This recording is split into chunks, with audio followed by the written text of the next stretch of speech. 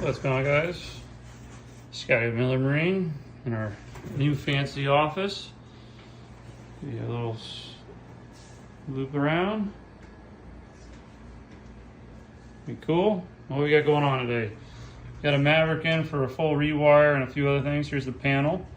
I'll show you the boat. We got it in the bay. Here she is. Putting a new nav light. Got new FLs for it over here. I'm gonna do those tomorrow. We're laying out the deck lights. Got some new stickers made.